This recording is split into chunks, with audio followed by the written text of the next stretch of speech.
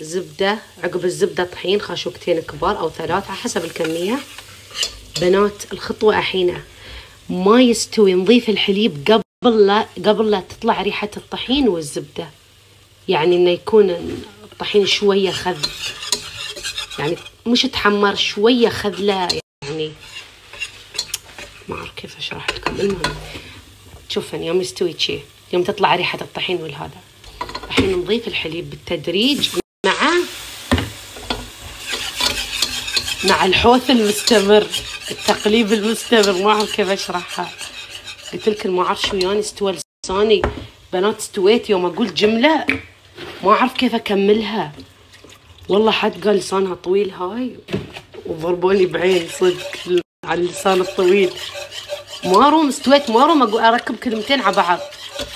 أهم شيء عندي أنا في البشاميل البصل الباودر والثوم الباودر والماجي. بنات يعطي نكهة خيالية. وإذا تبون يعني إذا الأكلة يعني تبون فيها يكون نكهة، تحطون أوريجانو مثلا، نكهة أكل إيطالي تطلع خيالية.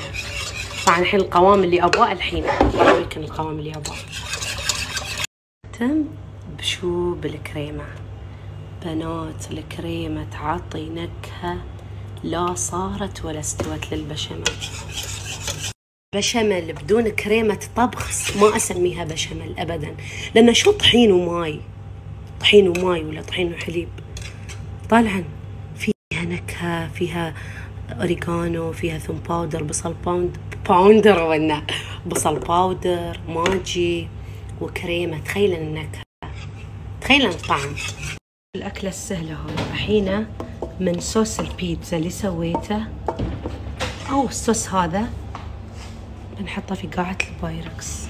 شوف انت، ترى أنا مرة مالي بارد أطبخ، مالي خاطر، لأنه ما شاء الله الأكل بنات اللي أنا ما أكل من أكل، يا أكل من أكل.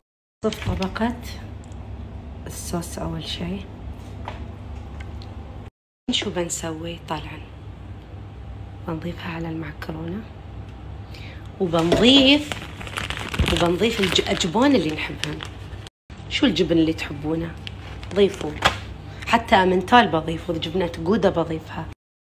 ضفت جبنة أمنتال عندي زين، وضفت جبن شدر. اوكي، معكرونة عندي هو بحارة فما ذابن الأجبان، فعادي عادي يعني ما يهم. بس شو الريحة عجبة. قدمتها بجبن موزاريلا مع اني ما احبه، قلت لكم مو بشرط شيء ما احبه يعني، لا. اخواني حشروني، كيف انتي ما طبختي، كيف ما تطبخين؟ فعشان خاطرهم قلت بسوي أكلة واحدة. هنا نغرف من المعكرونة تشي. الطبقة الحمراء الحين شو بسوي؟ ببشر يزر، وين الحقن، لأن هذا شكله شرط ليزر. ببشر مشروم قبل آخر طبقة.